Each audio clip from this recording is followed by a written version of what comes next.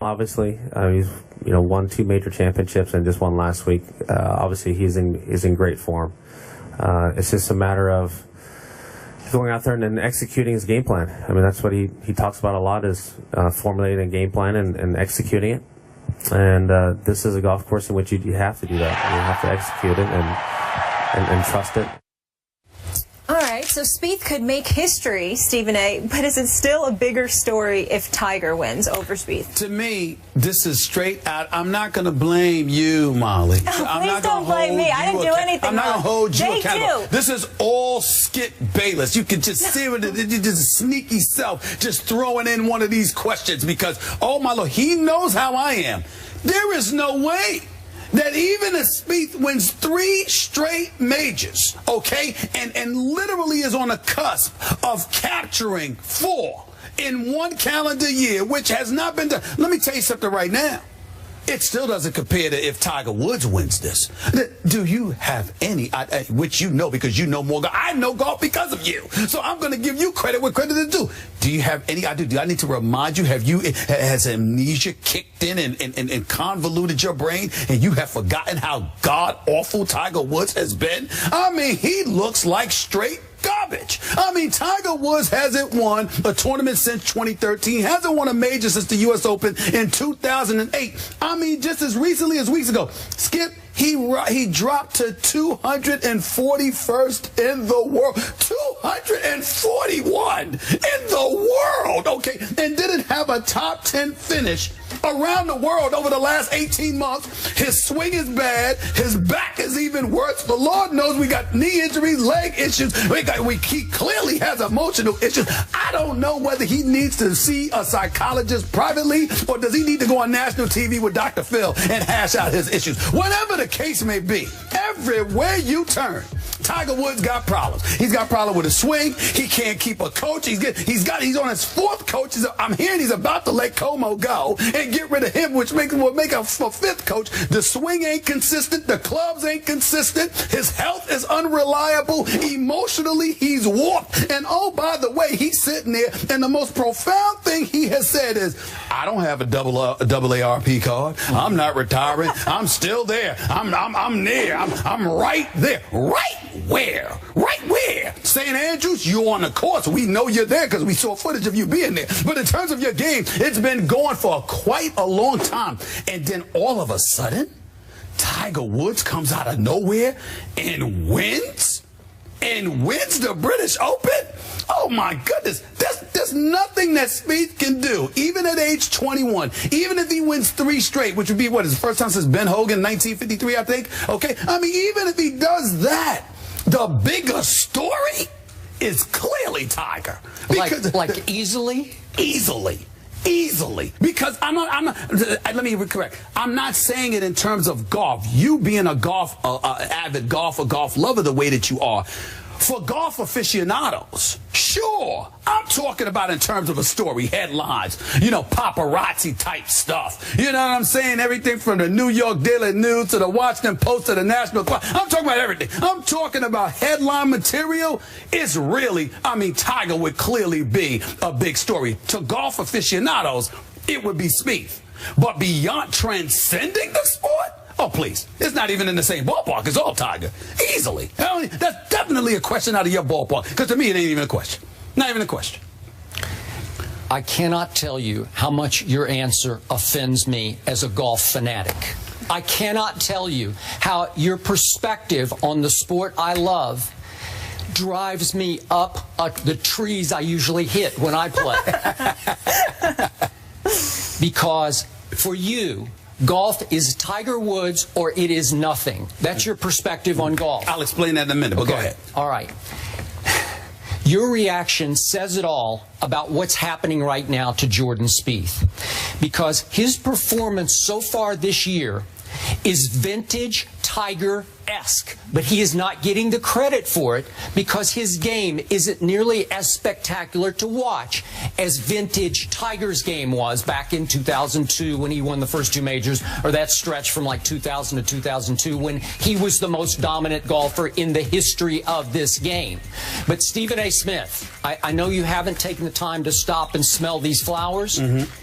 What Jordan Spieth has done in his first 18 starts of this year is right there with any great streak in all of Tiger Woods' career. Because in Jordan Spieth's first 18 starts this year, he's won 4 times. He's come in second 3 times. He even came in third once. And he won the first 2 majors, and he is now favored, thanks in part to no Rory McIlroy and the British, he is favored to win the 3rd leg of the Grand Slam, as you point out, for the first time since the great Ben Hogan did it in 1953, 62 years ago. And Jordan Spieth, as Molly pointed out to start this off, is 21 years of age. But Tiger Woods' game was captivating. It was scintillating. He was a thunderstorm waiting to happen on the golf course. He was can't take your eyes off riveting. And all I ever hear about Jordan Spieth at age 21, the standard line is, oh, he doesn't do anything great. He just does everything very well. Even though I think he's a great putter, because Tiger Woods in his heyday was the best putter, one of the greatest putters ever. And right now, so is Jordan Spieth for the first 18 starts of the year. I think Jordan Spieth's poise under pressure is great. I'm going to go out on the limb. It's already starting to look all-time great to me, but we need a little more proof there. Right. But because he's not Tiger Woods, and he's not captivating, even though I got to say, the TV ratings for that John Deere and the playoff that he won last weekend, they were pretty good. I think he is starting to move the meter. Will he ever move it the way Tiger did? No, because there's nothing startling about his game. He doesn't hit it off the planet. He did hole out his second shot, I'm sorry, his 3rd shot on 17 the other day for an eagle. I think he is a dead-eye, mid-iron player. Right. So these things, see, you're like, next, you know, show me what else, right? Allow me to help you out, because you know, you do get a bit emotional about your golf, and I totally understand. You make me emotional. I totally understand, and I appreciate where you're coming from, Skip Bayless. I was the emotional one. But again, we're speaking factually here, and factually speaking, the question wasn't about Spieth's game. The question was about what's the bigger story. So allow me to enlighten you. Our researcher extraordinaire provides me with this information. Woods' Masters Sunday victory in 1997, I believe that was age 21, if I remember correctly. You know what the rating was, Skip Bayless? 14.1 TV rating. Did you know that? I think you did, because you know all of this stuff. Well, second best, as you well know, it was a sociological breakthrough. First black man to win at Augusta. Hey, again, I'm going back. Bigger story, not game. See, you talking about the game. The question that Molly so adroitly asked was, the story. The story is about what's most compelling, what galvanizes folks, what generates ratings. My question. You understand what I'm saying? What she asked it beautifully. She asked it. You just tricked her into asking it. I'm just breaking it down to you. I just love this homework right here. The second best rating, Skip, was Woods' 2001 victory at Augusta National. That was a 13.3. Now let's go to Spieth, okay? Won his first Masters in April. What was that number, Skip Bayless? 8.8. You see the difference? It's like 6 full points. So now, what do we get to? What we're talking about is this. You being a golf lover, going to your country clubs or wherever you go in Bristol, Connecticut. I play at public golf courses. Well, you know, you do that I'm a man of the people. But let's not act like... Hollywood, Stephen A. Please, look at that suit. The man is Hollywood, okay? Let's stop it, all right? We all know what time it is. You might go to the public course in Bristol. You at the country clubs everywhere else. Stop it. Ernestine, don't make me call Ernestine now. So here's the deal. By the way, you'll call Ernestine. Thank you so much. Here's the point, Skip Bayless. I tried to tell you this on many occasions. When you look at the sport of golf and you look at a guy like Jordan Spieth, I recall you talking the same exact way about Rory McIlroy. You know, in terms of the greatness, the potential that was there. Could he be the next Tiger? We had that debate right in Bristol on the set. I am simply saying to you, when you talk about all of these guys, you talk about golf. When you talked about Tiger Woods, you talked about so many different things. And it wasn't just his golf. It was the impact he had on our society, how he transcended the sport, etc. Because whether America wants to accept it or not, when we're watching everybody else, we're watching golf. When we watch Tiger Woods, we think about a potpourri of things. Because Tiger Woods was, even though there were those who preceded him, when it comes to Tiger Woods, folks outside of the white community felt welcomed.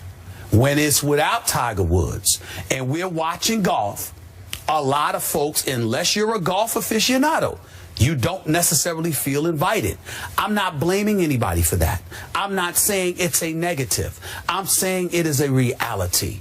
When you are watching all of these other golfers, it just gives the way they are celebrated, the way they are talked about, the stories that circulate, etc. You just get the impression it's that little old boys club, that little cocoon, and this is what we do. Now y'all can watch from afar, y'all can watch from a distance, but this is what we do. Whereas when Tiger is playing, everybody feels invited, and that is why Tiger Woods would be a bigger story than Spieth.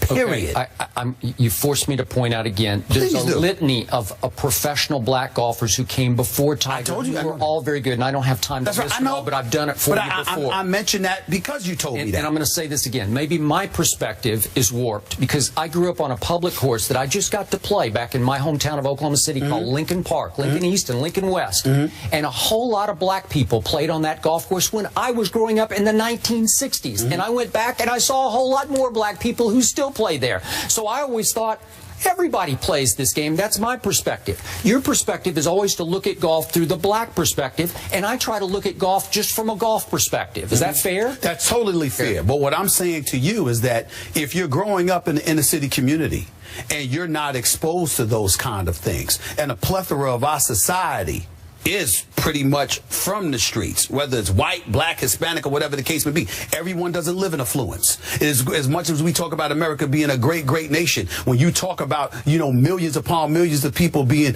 unemployed, underemployed, etc., what you are really recognizing is the fact that there are a lot of people in our society that don't have access to what you had access to when you were growing up. So if you're talking about folks who love the game of golf, golf aficionados, etc., of course Spieth is the story. But when you talk about society in general, people who never watched golf, never gave a damn about golf, never felt that golf was inclusionary enough, etc., somehow, some way they watched Tiger, and the ratings show it, which makes him a bigger story than Spieth. Because he's been so god-awful, he's been so pathetic as a golfer, that if you saw him rise from the ashes, it would be the biggest story in golf by far. Spieth wouldn't even be close. Okay, so if Jordan Spieth wins on Sunday, Stephen A. Smith will yawn. No. I'll be like this. Nice job. Nice job. Nice job. Very, very. That's very, it. Great performance. Great performance. Great performance. Nice job. But I guarantee you this. Will you do a golf clap or a golf clap? Let me put it to you this way. I guarantee you that if Jordan Spieth wins, we come in Monday on First Take, and we do probably the first block. But if Tiger won, it'd be 3 different segments in the show.